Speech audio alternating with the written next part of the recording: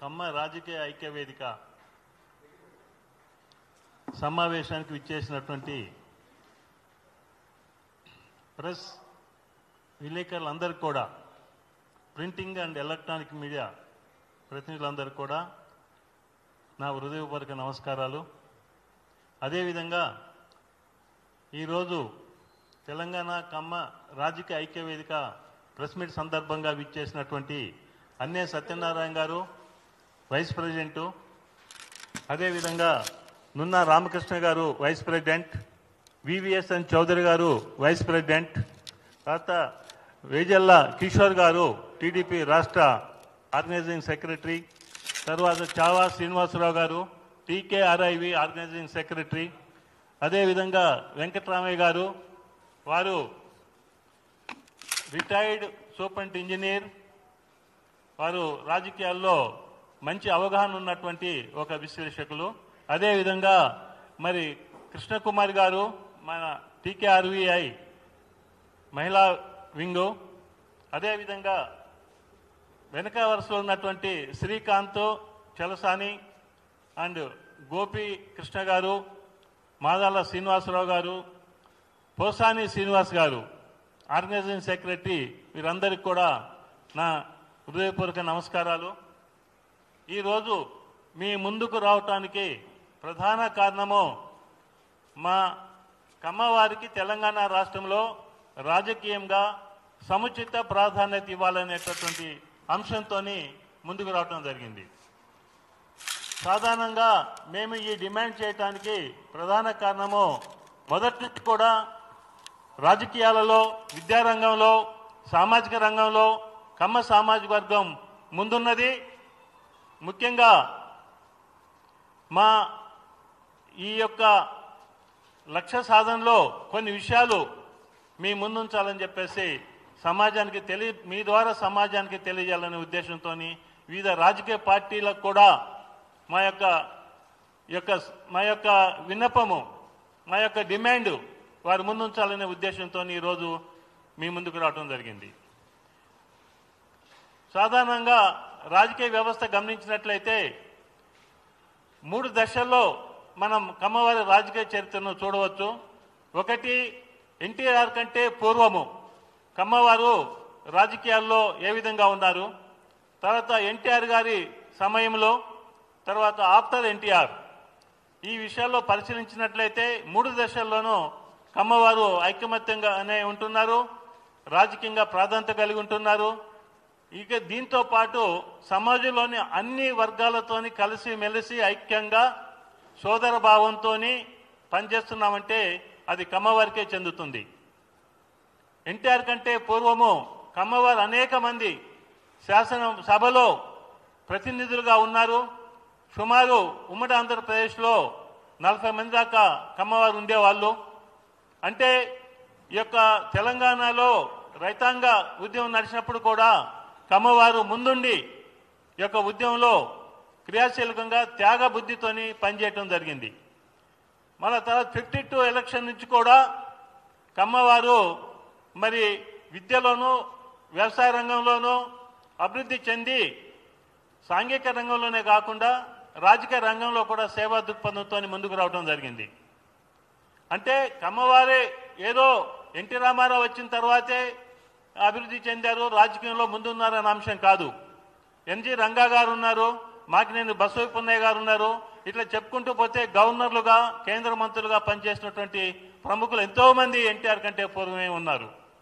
కాబట్టి కొత్తగా మాకు ఎన్టీ రామారావు గారు వచ్చిన తర్వాత 1982లో పార్టీ పెట్టిన తర్వాత వారు అన్ని వర్గాల వారికి సముచిత ప్రాధాన్యం ఇచ్చారు. బీసీలకు, ఎస్సీలకు, ఎస్టీలకు, అన్ని కులాల వారికి, కుల మతాలకు అతీతంగా వారు రాజకీయాల్లో యువకులకు, పేదవారికి, విద్యావంతులకు వారికి స్థానం కల్పించారు. ఏ రాజకీయ అవగాహన లేనటువంటి, బ్యాక్గ్రౌండ్ లేనటువంటి వారికి కూడా మరి ఎమ్మెల్యేలుగా సీట్లు ఇచ్చి వారు ఇప్పుడు కూడా ఎంతోమంది కొనసాగుతున్నటువంటి సందర్భాలు ఉన్నాయి. అందరు కూడా విద్యావంతులు, యువకులు, ఆర్థికంగా వెనుకబడినటువంటి వారు ఎంతోమంది ఉన్నారు.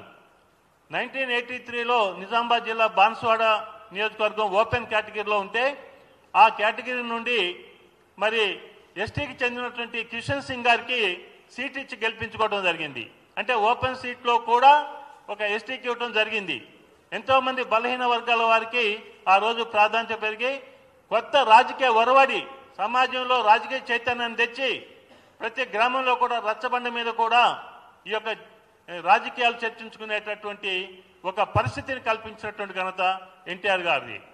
ఆ సమయంలో మరి దాని తర్వాత ఎన్టీఆర్ గారి తర్వాత చూసినట్లయితే మనం అనేకమైనటువంటి మార్పులు జరుగుతూ ఉన్నాయి. కమ్మవారు అందరితో పాటు ఎదుగుతూ ఇతరుల ఎదుగుదలకు తోడ్పడుతూ వారు ముందున్నారు. ఇప్పుడు తెలంగాణ ఆంధ్రప్రదేశ్ ఏర్పడిన తర్వాత మరి తెలంగాణలో మేము 2018, 14, 18, 23 3 సార్లు సాధారణ అసెంబ్లీ ఎన్నికలు జరిగాయి. ఈ ఎన్నికల్లో మాకు తగినటువంటి ప్రాధాన్యత రాలేదు తెలంగాణ రాష్ట్రంలో అనేటటువంటి అంశము మా 10 మందిలో కూడా ఈ యొక్క చర్చ జరుగుతుంది, అభిప్రాయంతో ఉన్నాము. 2014లో ఎవరికి కూడా ప్రాధాన్యత ఎక్కువ రాలేదు. తర్వాత 18లో కూడా మరి మేము అన్ని పార్టీలకు రిప్రజెంటేషన్ చేశాము. ఇదే రాజకీయ ఐక్యవేదిక నుంచి మేము ఢిల్లీ వరకు వెళ్ళి మరి కాంగ్రెస్ పార్టీ వాళ్ళని అడిగాము. కానీ ఆ రోజు ఒక్క సీట్ కూడా వారు ఇవ్వలేదు. మరి అదే తర్వాత 2018లో మరి టీఆర్ఎస్లో కొంతమందికి ప్రాధాన్యత వచ్చింది. టీఆర్ఎస్ నుంచి గెలవకపోయినా 14లో ఇతర పార్టీ నుంచి వచ్చి టీఆర్ఎస్లో చేరి మళ్ళా వారికి తిరిగి టికెట్లు ఇవ్వడం జరిగింది. అదేవిధంగా 2023లో కూడా మేము అన్ని పార్టీల అధ్యక్షుల వరకు వెళ్ళి మా కమ్యూనిటీకి ప్రాధాన్యత ఇవ్వాలని చెప్పేసి మేము కోరటం జరిగింది. మరి ఆ సందర్భంలో ఈ యొక్క అంశంలో మా కమ్యూనిటీ మరి అందరు కూడా ముందుండాలి, తగినటువంటి ప్రాధాన్యత ఇవ్వాలి. ఆయా పార్టీల్లో కమ్మవారు ఉన్నారు, బలంగానే ఉన్నారు. మీరు ఏ పార్టీ అయినా సరే మా వారికి ప్రాధాన్యత ఇవ్వాలి. ఎందుకంటే కమ్మవారు అనేది ఏదో ఒక పార్టీకి కాకుండా అన్ని పార్టీల్లో కూడా ఉన్నారు. అన్ని పార్టీల్లో కూడా బలమైనటువంటి వ్యక్తులు పనిచేస్తూ ఉన్నారు. కాబట్టి మేము ఫలానా వాళ్ళకి ఇవ్వండి అనకుండా ఎవరైనా సరే ఆ పార్టీ చెందిన వారు సమర్థులు ఉన్నట్లయితే వారికి సీట్ ఇవ్వాలి. ఎందుకంటే 5% తెలంగాణలో కమ్మవారు ఉన్నారు. దాదాపు 35 నియోజకవర్గాల్లో ఓటింగ్ ప్యాటర్న్ను ప్రభావితం చేయగలిగినటువంటి శక్తి కమ్మ సామాజిక వర్గానికి ఉన్నది. ముఖ్యంగా రాజకీయాల్లో మరి వారు తమ్మే కాకుండా తమ ప్రక్కన ఉన్నటువంటి వారిని కూడా ప్రభావితం చేసేటటువంటి పరిస్థితి మనకు కనపడుతుంది. కాబట్టి మాకు ఇక్కడ 5% ఉంది కాబట్టి 120 సీట్లలో 6 సీట్లు మాకు ఇవ్వాలా. మేము సముచిత ప్రాధాన్యత కోరుకున్నాము, ఏ వర్గానికి వ్యతిరేకం కాదు. ఇప్పుడు బీసీకి 42% అన్నారు. ఎస్, వెల్కమ్, వారికి ఇవ్వండి. అట్లానే వేరే సామాజిక వర్గాల్లో ఉన్నటువంటి వారు కూడా వారి యొక్క జనాభా ఓటర్ల ప్రాతినిధ్యాన్ని బట్టి వారికి మీరు సీట్లు కేటాయించాలని చెప్పేసి మేము ప్రతి రాజకీయ పార్టీని కూడా ఈ వేదిక నుండి మీ ద్వారా కోరుతున్నాము. అంతేకాకుండా ఇప్పుడు మేము ఈ యొక్క రిప్రజెంటేషన్ అనేటటువంటిది మేము పర్సనల్గా వెళ్ళి కూడా అన్ని పార్టీలకు మేము పర్సనల్గా వెళ్ళి రిప్రజెంటేషన్ ఇచ్చి మాకు ప్రాధాన్యత కోరటం జరుగుతుంది. మరొక విషయం ఏంటంటే మేము మా సామాజిక వర్గంలోని రాజకీయాల్లో ఉన్నటువంటి వారికి కూడా క్షేత్ర పరిధి నుంచి రాష్ట్ర స్థాయి వరకు మేము చెప్పేది ఏంటంటే మీరు రాజకీయంలో రాణించాలనుకుంటే మీరు క్షేత్ర పరిధిలో కష్టపడి పనిచేయండి. మీ పార్టీ అధిష్టానాన్ని ఒప్పించండి. మీరు పనిచేసినప్పుడు మనకు హక్కు కూడా పెరుగుతుంది, మనకు బాధ్యత ఉంటుంది, పార్టీలు కూడా ముందుకు వస్తాయి. రేపు స్థానిక సంస్థల ఎన్నికలు ఉన్నాయి. గ్రామ పంచాయతీల నుంచి ఎంపీటీసీలు కానీ, జడ్పీటీసీలు కానీ, ఎంపీపీలు కానీ, కార్పొరేషన్ ఎన్నికలు కానీ, మున్సిపాలిటీ ఎన్నికలు కానీ, ప్రతి ఎన్నికల్లో కూడా మాకు ఎక్కడైతే బలం ఉంటుందో, మనం ఎక్కడైతే గెలుస్తాం అనుకుంటున్నామో అక్కడ మన వాళ్ళందరూ కూడా మరి కృషి చేసి ఇప్పటి నుంచే కృషి చేసి సీట్ అడిగినట్లయితే మా రాజకీయ ఐక్య వేదిక వారికి సపోర్ట్గా నిలుస్తుంది. మేము వారు గెలవడానికి ఎట్లాంటి వ్యూహాలు వేయాలి, ఎట్లా ఉండాలనేటువంటి దాంట్లో కూడా మేము క్రియాశీల పాత్ర వహిస్తాము. కాబట్టి మనం సీట్ అడగాలంటే మనం సన్నద్ధమై ఉండాలి. మనం గెలుపు గుర్రాలు, ఈ మధ్య గెలుపు గుర్రాలు అని చెప్పేసి మన రాజకీయాల్లో చూస్తున్నాము. గెలుపు గుర్రాలు గెలిచే వాళ్ళకి ఇవ్వాలా. గెలిచే వాళ్ళకి ఇవ్వాలంటే మన ఎవరైతే ఆ స్థానం కోరుకుంటున్నామో మనం గెలవటానికి మనము మరి వారికి నమ్మకం కలిగించాలి. మనం అట్లాంటి కృషి చేస్తేనే మనకు సీట్ వస్తుంది.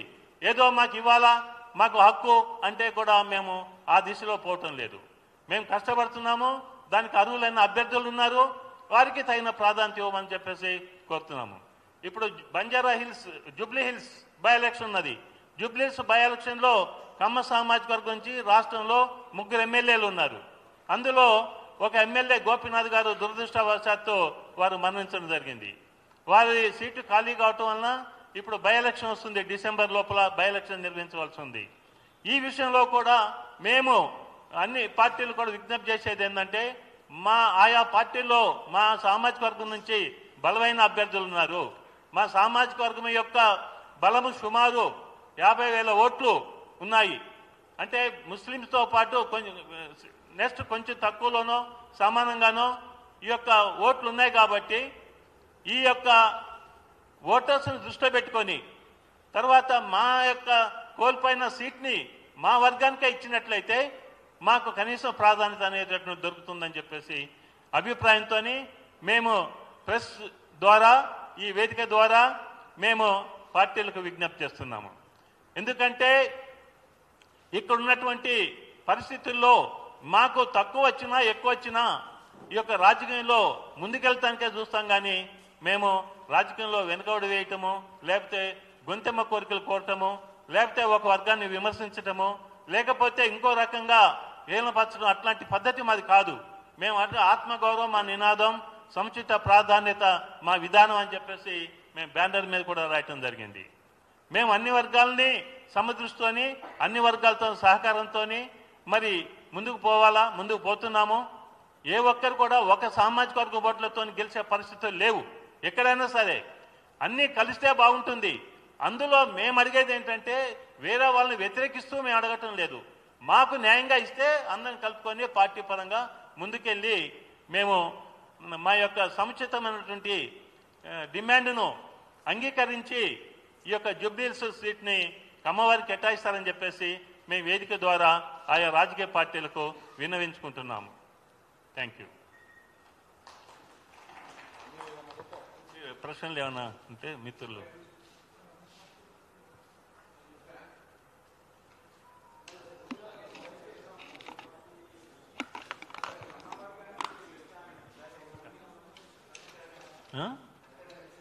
అవును, మేము మిగిలిన పార్టీ వాళ్ళు కూడా వాళ్ళ సీటు అభ్యర్థం చూడాలి కదా, చూసి దాన్ని బట్టి నిర్ణయం తీసుకుంటాము. ఇంకా ఇంతవరకు ఎవరు కూడా కేటాయించలేదు. కేటాయించినప్పుడు మేమన్నా మా విధానం పైన మేము ఉంటాము, దాన్ని బట్టి మేము ఆలోచిస్తాము.